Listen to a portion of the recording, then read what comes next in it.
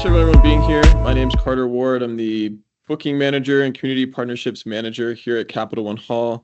I work at the venue level to facilitate use of the facility through the Community Arts Partnership.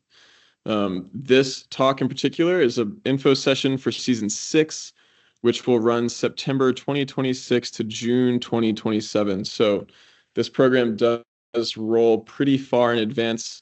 It runs 10 months out of the year. And as we'll get into a little bit later, there are certain dates each season that are allocated for this partnership. And those dates are where you get the benefits that we'll discuss during this talk. To get started, I'm going to hand it over to Shannon Smith to kind of introduce ArtsFairfax and what their role is as well. Sure. Hi, everyone. My name is Shannon Smith. I am the Artist and Community Partnerships Manager at ArtsFairfax. If you aren't aware of us, we are the nonprofit designated as Fairfax County Local Arts Agency.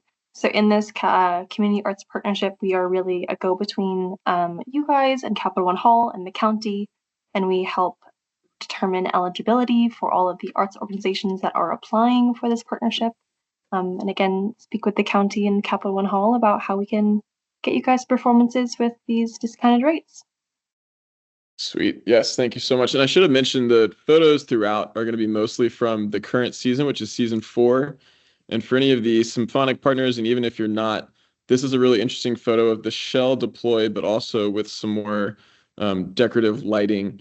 So they've kind of got the moon projected up there, and this little child is reading a story on stage. So I thought that was a unique use of the shell and some new creativity this season. And on this slide, we just had Brass Band of Northern Virginia come, and they had what they called an instrument petting zoo during intermission and before their show. So they had kids coming over and trying the instruments, which was pretty cool. They had more mouthpieces than I've ever seen in my entire life, so don't worry. Everyone got a new one when they walked up. That was pretty sweet. So just a little overview of what's to come, a few more examples of what's on stage currently in season 4.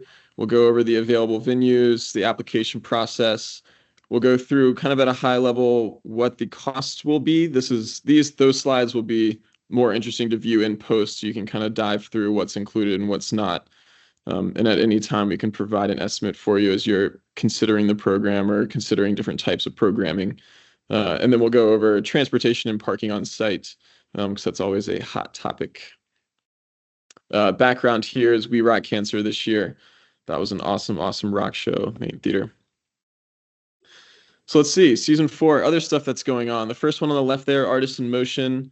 They had 2 nights in the vaults. In the middle there, Fairfax Symphony Orchestra. They performed with the Beatles tribute classical mystery tour. That's always fun. You get the band and the orchestra in the back there. Pretty sweet collaboration. And then on the right, Giggly International Opera. I think the only operatic show we've had so far this season. That was really special in the vault. Small 200 capacity seated room for a show like that is pretty neat. Get to know our spaces. So we just saw some photography of these. On the left, we've got our main theater. About 25 dates each season are available. Total capacity around 1561, depends on whether you're using the orchestra pit as seating or as an extended thrust. You can see in this photo it's used as seating right there at the downstage edge. And then we've got the capacities broken out there. We usually start with orchestra only on sale, and we recommend tickets going on sale as general admission. This is what we've seen work best for sales, but also guest and artist experience, having everyone sit as far towards the front of the room as possible. Rent for the main theater is $19.50 a day, and we'll get into what's included in that rent in just a little bit. In the middle there, you can see the Vault Theater, 57 dates a year. So for each allocated week, the whole week is available. So if anyone's looking for early week rehearsal space, that's something we're really trying to promote. We'd love to have you in here and there working on your shows. So the seated capacity about 204. That's what you're seeing there. Standing room 300. If anyone's doing standing room programming, we'd love to have it. And the rent in there is $500 a day. And then lastly, on the left, you can see our classrooms. That is a view of both classrooms A and B. You can see the capacities there. We see this mostly used as rehearsal space The Vina Falls Chorus is here every Tuesday. They do rehearsal, which is great. We've seen some cultural classes available in there as well. And that is available any day. So this is not subject necessarily to this 1 week out of the month structure. So let us know if you're interested in using the classrooms.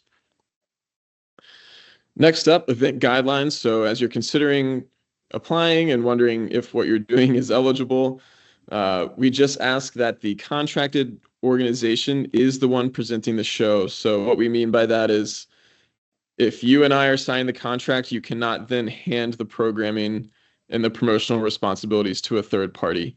The program is available to the nonprofit that's located in the county. We want to make sure that they're the flagship presenter of the show. That being said, we do encourage collaborations. The FSO is a great example of one. Their name was the forefront, but they were also able to market that they were bringing in the Beatles tribute to perform with them. So that's an example of a good collaboration where they maintained kind of that primary focus. And then lastly, it needs to be art related and ticketed. So no banquets, no receptions, only that kind of thing. I intentionally put this photo here. It's a photo of ECF's annual book signing. This is a great example of they come in, they do a ticketed event in the main theater. It usually features dance, vocal performance, and a Q&A with the author, but then they do an extensive post-show banquet style reception. To me, they're the only group that's really doing this to this extent. And I think it's a great use of the program to kind of hit both types, but focusing on still having that ticketed event is important. I think I'm going to hand it back over to Shannon to go over the eligibility real quick. Sure. So eligibility is all listed on this slide. To start, the organization has to have an address of record in Fairfax County. If you are a 501c3 and you filled out a VA 102 form recently, that will have your physical address there. You also have to have kind of operating status under a 501c3 organization, or your Fairfax County agency that is an arts-related division or arts program, or you are a Fairfax County public school arts division or arts program. Kind of like what Carter just mentioned, we really are looking for organizations whose mission is creation, exhibition, presentation in an arts discipline specifically. You need to be in compliance with all laws, please. We do ask that you have liability insurance. And again, Carter already mentioned this, but the organization must be the primary presenter or producer of the show. All right, I think I'm going to be able to share my screen. Cool. Yes. And we're going to walk through the application process. Yep. And for anyone that's interested in the vault, this is a great photo of the seating and the amount of stage space that remains.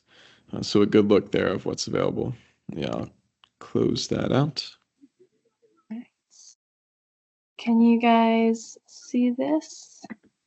Yes. Thanks. All right, so this is the ArtsFairfax website. We have a lot of resources here, but I'm specifically going to go to the Find Opportunities tab and go down to the Capital One Hall Community Arts Partnership page. If you scroll down this large infographic, you have a couple different categories here. For anyone that's joining this information session, I really think the Learn More and Application Cycle categories will be really helpful for you. If you're further in the process, you can learn how to get ready to perform, or you can find key dates and deadlines. But for now, I'm going to highlight these two categories. So if you click on the Learn More and scroll down a bit, you can find the technical specifications of the spaces that Carter just mentioned. So the main hall, also known as the main theater, the vaults, the classrooms. And if you keep scrolling, you can find a list of available dates, as well as what a seasonal kind of scheduling overview looks like. So these are all helpful resources. If we go back and click on application cycle, here again is the eligibility fact sheet, which you just saw on that slide. You can find a little bit more about the partners that have performed so far in season 1, 2, and 3. And this is where we will update tonight's info session on our website. Currently, this is last year's, but we'll have this updated within the next couple days. Also down below, you can find more about the application, which I'm about to go through. There are a couple resources here that you can use if you want to work kind of ahead of time. The application itself is on Submittable, but if you'd like to review or kind of preview the application, you can click this and download a Word document and type it all out there before you actually place your answers in Submittable. You can find application instructions here, and you can also find some information about your future contracting with Capital One Hall in the sample license agreement and license agreement summary here. Otherwise, you can click here to submit your application, and this will bring you to the Submittable website. This is a resource that we use for our grants. I happen to have already been signed in, but if you have not used this before, you will need to make an account. It is free, easy, I promise. As you scroll down, you're going to find a lot of information because, again, this is for all of our grants. So you can find the dates and deadlines, you can find your contact information, my email is right here, and you can find the Capital One Hall Community Arts Partnership request here. I'm going to click on it, I'll walk through it and let you guys know what is new. At the top is a lot of information that we've pretty much already gone over, but I'd like to highlight again that this season starts on September 2026 and ends June 2027. And the applications, which is now open, need to be submitted by May 1st, 2025 at 7 p.m. So that's right at the top of this application. As you keep going down, here is the eligibility that we just went over. You need to have an address of record in Fairfax County, kind of the IRS and core mission that we just spoke about, compliance with local laws. To continue, you're going to have to essentially verify that this is the truth and click next. Oh, I forgot one. And then this is where we get into the actual application. You're going to give us a lot of information about your organization, your mailing address. If your mailing address is not the same as your street address, so for example, if you're using a PO box or something, you can click no, but give us your physical location address, which would be the same as your Virginia 102 form. We ask kind of where in the county you are located. We ask about your phone number, your website, your contact name, contact title. If you have a president or CEO or anyone at the top of your organization, we ask for their information, your board of directors. This is all really for us to help verify who we can contact about this application and performance, make sure we're in the know. We're going to continue through the application and ask if you're a 501c3 organization or perhaps a government agency organization, or you work with Fairfax County Public Schools. What is your kind of most primary artistic activity that you work with? Carter's already gone through a couple different folks who have applied and performed through this partnership. We want to know where you heard about the opportunity so we can keep boosting this to other folks. We'd love to know about your mission, your community impact, and your performance history, just so we have a better understanding of what kind of performances you've already hosted and how we can best help you and address your mission. And then this is the newest change to the application that we hope is a great change and helps you streamline your application. In the past, some organizations have applied more than once. We are asking you for this season to only apply once. Please just select one organization or one application for your organization, and this is where you can help detail your organization's request. So for example, if you are applying for a single performance where you only want to perform once within the calendar year, you can click that here. If you wish to apply for consecutive dates, so for example, you want to perform one performance over multiple consecutive dates in a row, or you want a dress rehearsal the day before your performance, but both in the space, you can click that here. And the third option is if you are applying for multiple performances. So this request is where you are asking to perform at least twice in Capital One Hall with unique content over non-consecutive days, with completely different performances throughout the calendar year. This is subject to availability. You are not guaranteed multiple performances, but if you would like to apply for completely different content over non-consecutive days, this is where you can do so. So all of this is to say you'll only need to submit one application and then address the information in here. We hope this streamlines your own efforts. Depending on what you choose, for this example, I'm going to go with consecutive days, you'll be asked a couple different questions. We would like for you to explain the relationship. So I just mentioned maybe you want to have a dress rehearsal the day before your space. You can write that here. And here is where the application kind of continues and asks about which spaces you'd like to occupy. Is it the main hall? Is it the vaults? Is it the classrooms? Is it multiple? You can choose which spaces you're requesting. And depending on your choice, you can select the days that you're requesting. In previous years, this was a checkbox. It is now a drop-down, which we hope saves you a lot of space. You can select your first choice for the main hall, your second choice, and your third choice. And then you can describe what you would like to produce in these spaces. Depending on your first, second, and choice dates, we ask if your program differs if you're given them. For example, if your first choice is a performance in December because you really want to host the Nutcracker, and your second choice date is sometime in March, you're likely not going to want to host the Nutcracker. This is where you would say, yes, my programming does differ, and explain what your second choice date might be, or what the content might be. As you continue through, you'll see some familiar questions if you've applied before. For example, how many participating artists will join you in this content? What's your expected audience? And how do you plan to market and advertise the program? Then you're at the signatures. Once you kind of filled all of this information out, we ask that you press agree to terms of use and submit. If you're not ready, you can save the draft. You can save as many times as you like. Otherwise, that's kind of the overall application. With these changes, if you do have any questions, feel free to call me or email me. My email is at the very top. I'm happy to give my phone number, but we do hope these updates help streamline your own application and make it a little easier to convey what you'd like to perform and when. Sweet. Thank you. And thank you especially for highlighting some of those changes.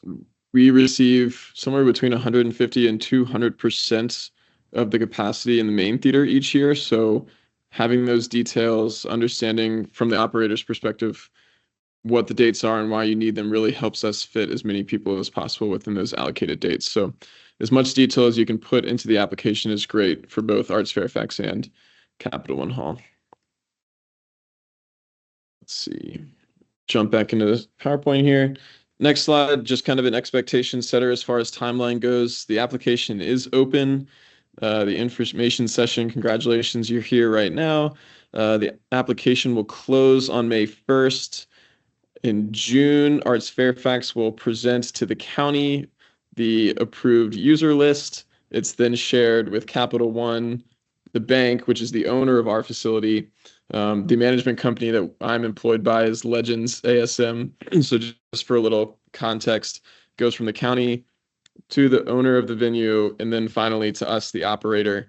And once we get our hands on it, we spend a couple months scheduling, and then once that's complete, we will reach out. So it does take a little bit of time. Usually the first notice that you receive that you've been approved is from me or the person in my role. So if you are not hearing things for a little while, feel free to reach out. We may or may not be able to give an update on when we may be able to let you know that you've been approved and where your date might be. Next up, just kind of a reiteration of what I just mentioned. So we get the list from the bank, we put the events onto the calendar, and then we'll reach out to contract the date, and that's when it would become official. At contracting, that rental amount is also due. Some information about box office and ticketing. As I've already mentioned, all of the events must be ticketed and publicly ticketed. Part of the program is making your art available to people in the community. That's why that's an important feature for us. We are a Ticketmaster venue, so our box office will handle all of the ticketing related to your events. You'll submit a short form letting us know what the tickets should cost, what seat locations you might need. If you're handing out any comps, we can handle that for you as well. That'll be the ticket build form. Not too much else. We do have some issues with second market sellers like Ticket Center and Tickets Now. We just communicate that those are not official resale platforms. It's only Ticketmaster. And we generally suggest a ticket price anywhere between 10 and 50. A lot of people ask, oh, can we just do $1? And sure, that is possible.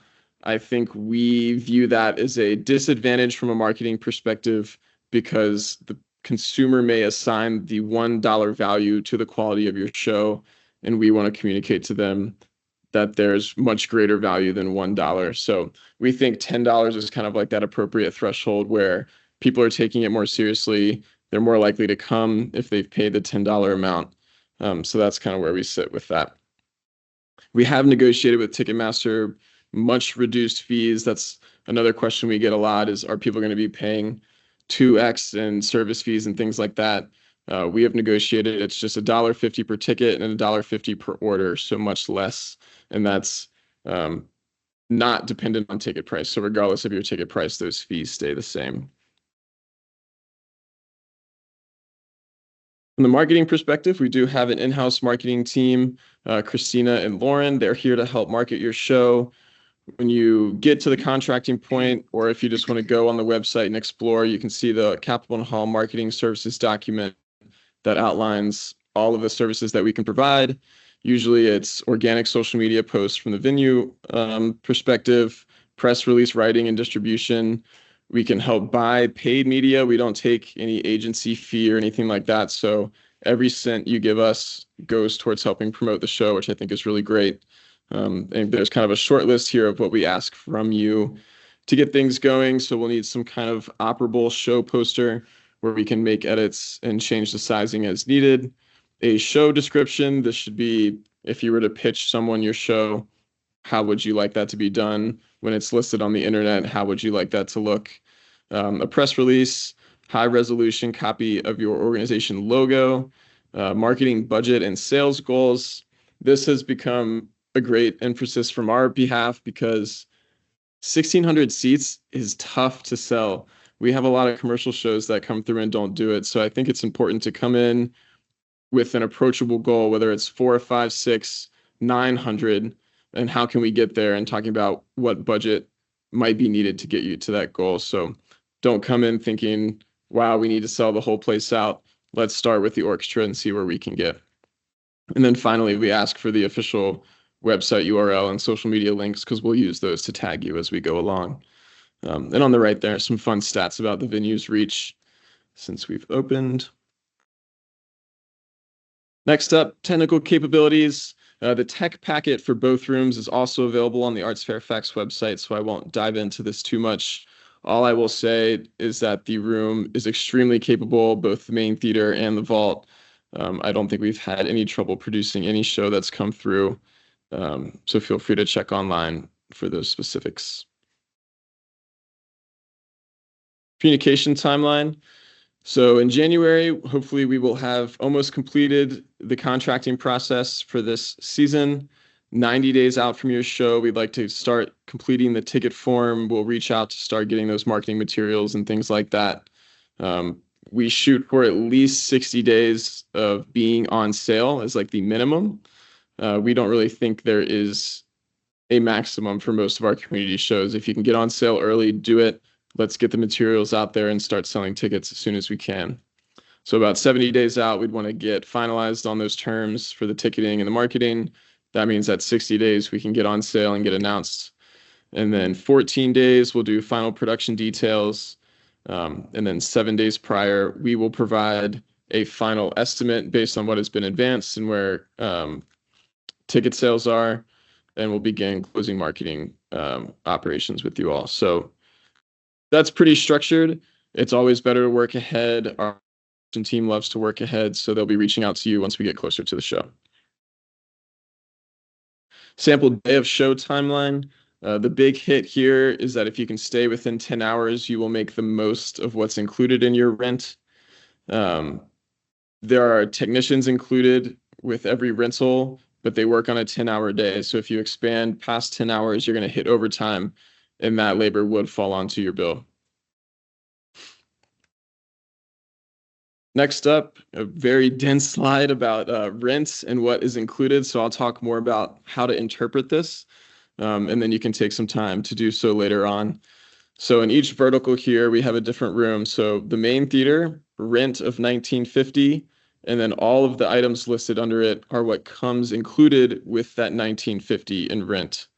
Um, it's pretty straightforward. I will say that the ones you can expect to go over on, regardless of your show timeline, is going to be security.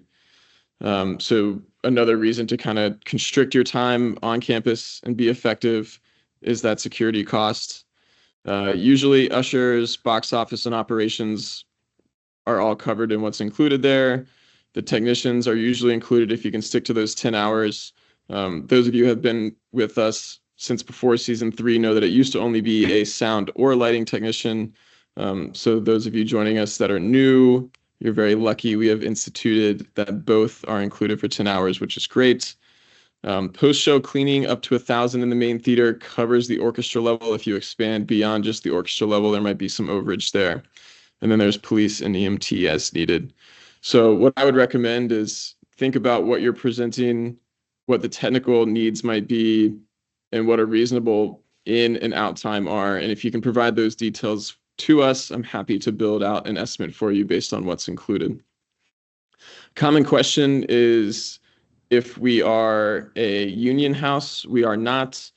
However, we do require that if you're using our equipment, our house staff that are trained on those systems are also here. So if you have someone, let's say that's a lighting designer, they're welcome to come in, but we will probably also have our technician here to help get the systems up and running and stick around in case something goes wrong.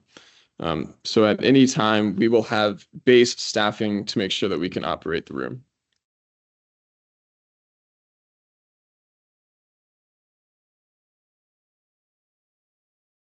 Let's see here. There we go. Some sample show expenses. So these come from real settlements that we've had in the past, the room, and then the type of programming.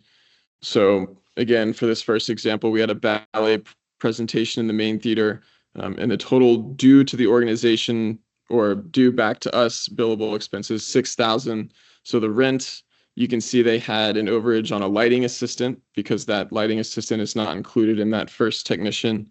They had a little overage in the box office, stage hands and rigging. So these are some unique positions that are also not covered in the agreement. Parking attendants / traffic control officers are a role here that is not included. Cleaning was 300, so they probably had the first balcony open, and security was 1,000, so that is the overage in addition to what is included in the rent. Food and beverage. So for all of our shows, we'll have concessions open. They're pretty standard theater style concessions. We open as needed based on capacity and ticket sales and things like that. If you have specific items that you think would appeal to your guests or they are culturally specific, we're more than happy to accommodate that or make an exception for an outside caterer to provide that. We love it when the food matches the programming. I think that makes a really good patron experience. So just let us know ahead of time. For catering, if you're doing any catering for a VIP reception or a post-show reception, we do have preferred caterers that need to be used in that instance. If you're working to provide catering for performers, so backstage only catering, there's a little more flexibility where we can work together just to grab something from Wegmans, so it's much more cost effective. But in any case, just let us know what your plan is, what you need, and we can make sure we're staying committed to the food safety rules that we have here. Transportation. So if you've ever been to campus, you know it can be a little confusing. I think this map lays it out pretty well as far as illustrating who parks where and why. So you can see down the bottom left corner, C2 parking for our community events. This is where all of the patrons will park. That's $15 for the show. They'll just walk around the corner here to the box office to enter through the front doors. For most of your staff, you will park in the hotel and event lot, which is that pink icon there. That is the multi-level garage I was describing earlier. This will allow direct access to the stage door. So it's very convenient. You come and you park, come to the door, hit the buzz button, and we can let you right in. If you have large vehicles, buses, vans, often our symphonic partners will have people coming with harps or large instruments. You'll come into the north loading dock, which is that blue triangle there. And you'll have about space for 10 personal vehicles that can stay there throughout your show. And that just means a little bit shorter walk and a ramp to bring in those larger items. We definitely encourage metro, bus, or rail when possible. You can see here actually that the Silver Line McLean station is a stone's throw away from the front door. We love to see people taking the metro. It definitely saves parking space on campus. That is all I have as far as presenting. Shannon, if you had anything you wanted to add, please feel free. Kelly, you as well. And if anyone has any questions, I'm happy to take them. I think I did see one question in the chat that I'll address. The question was, so NOVA, or Symphony Orchestra of Northern Virginia, is incorporated in Alexandria but does present programs in Fairfax County. Does it impact our eligibility? It depends on where your address of record is. So there are parts of Fairfax County that your address might technically say Alexandria, but it really is Fairfax County. There is a resource on our eligibility fact sheet, which I will send here. It's a map where you can type in your address and see if you are within Fairfax County. I would encourage you to use that. Otherwise, we can continue a conversation offline to see if there's any way that you do have an address of record that might be different from perhaps your mailing address. So I sent that resource in the chat, and let me also send my email. Sweet. Thank you. Many thanks. Sure, of course. We'll try to get creative for you. We'd love to have you.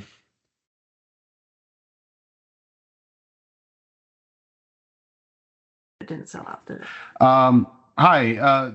Assuming that the application is properly filled out, any thoughts on, I don't know, if why applications may not pass? I mean, besides like obvious ones, or any maybe interesting quirks that maybe an application would not be successful. Other than the kind of more obvious ones that I would say are listed in the eligibility. So if you're not in compliance with any laws, that would be why you wouldn't pass. But for example, if your core mission is not the creation of art, if your program is not arts related, I would say that is something that we would consider and probably not pass on. For example, I got a phone call from, I believe it was an organization that was very focused on bikes, and they wanted to have access to this program to host a reception to, promote their bikes. That was not arts related at all. So in that sense, they are not eligible for this particular program. I guess maybe one follow-up question. I'm guessing, like, obviously the sooner the better in terms of turning in applications because of the availability of dates, or do you guys kind of like wait for all of them to kind of come in by May to then assess what might be a good sort of offering of a diverse, types of programs or shows? Like, how does that usually go? I'll just say that this application closes May 1st, but Carter, if you want to talk a little bit about what happens after that time and kind of how you view everything in schedule. Yeah, that's a great question. I think it brings up a good point of that ArtsFairfax is really more focused on just those black or white. Do you qualify? There's really no, at any time, filtering based on content. So they make sure the applications are filled out appropriately, and then they pass them on to the venue. And even at the venue level, we're considering programming to try to not stack ballet shows on top of each other, but I've never seen a show and said, no, this isn't going to be presented. So pretty much anyone that gets through based on the content, we're just trying to make sure that they have the best chance to sell tickets. We've never declined anything based on what they're presenting.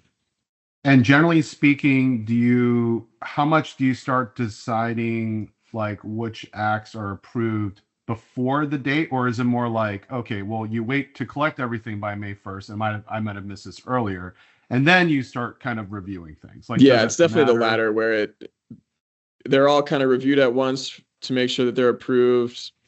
They go through some red tape at the county and with the bank, and then ultimately they end up on my desk together as one batch of here's what requested for each room, here's what they're presenting. Please return us a schedule in 2 months. And that's kind of how this goes. And the way it looks from my perspective, we go through and try to fit as many groups as possible into the schedule. For the past 2 seasons, there has been a wait list. Ultimately, though, most groups get off the wait list as dates really kind of shuffle out and people have to back out of certain spaces. So to answer your question, they all arrive to me as a batch, and they're really considered based on availability of the requested dates in the order of preference. And then it's kind of a puzzle to see who we can fit where. Okay, great. Thanks. Yeah, of course. Yes, sir, Derek. Hey, are there any dates that are particularly no-goes that are that we should just avoid when we're putting together our application? Yeah, it's a great question. We see highest demand in the fall and winter. This is probably standard for most indoor theater style venues. So what I would say, to give yourself the best chance of getting a date that really works for you, pick a few in different seasons. December, it's only a Friday, Saturday, and Sunday, and there's usually 4 or 5 requests for each of those days. You're welcome to put your name in the hat, and it's going to be considered equally among the others. But having a backup date in May is probably a really good idea because you'll have a good chance of getting it. Yeah, that's really where the part of the application where you rank your first, second, and third choice comes in, because we do understand that there might be everyone that wants to perform in December, but we really prefer to have options. Like so Carter mentioned, he can fit everyone in throughout the whole calendar year. Yeah, I wish that everyone approached it with your logic because that would help me out. Thank you very much. I appreciate it. Yeah, of course. Thank you.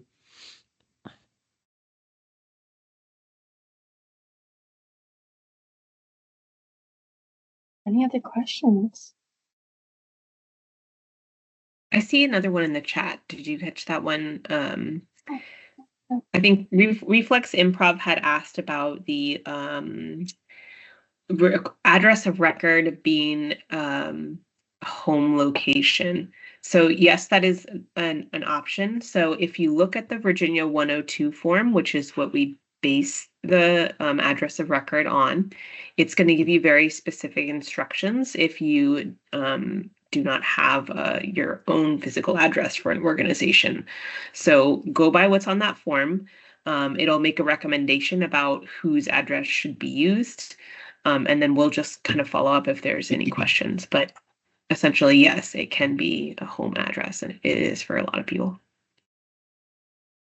It looks like they also had a second part to that question. Thank you so much, Kelly. That will probably be for Carter. Carter, can you explain more about the costs involved with parking attendants and security? Yeah, absolutely.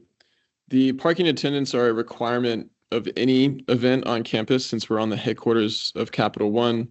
These folks are in the road making sure that people are directed to the proper garage. The reason that they end up being billed to the show is that they were not considered in the memorandum of understanding for this program. It used to be that a lot of people thought that the rent was all in.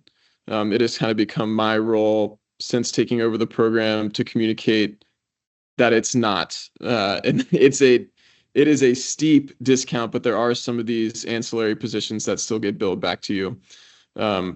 These things do flux based on timelines and ticket sales. I think I have your email. I'm happy to send you a note and we can work through specifics. The security often goes over because there's 3 people for, I believe, 6 hours backstage. Most groups are here for longer than 6 hours. If you're thinking about security positions, we have someone where people are coming in, 1 backstage on the 4th level, and 1 backstage on the 3rd level if you need those dressing rooms. So again, we're diving into some specific here. I can let you know where these people are stationed and why they're being billed to you once we have a better understanding of your needs of the facility.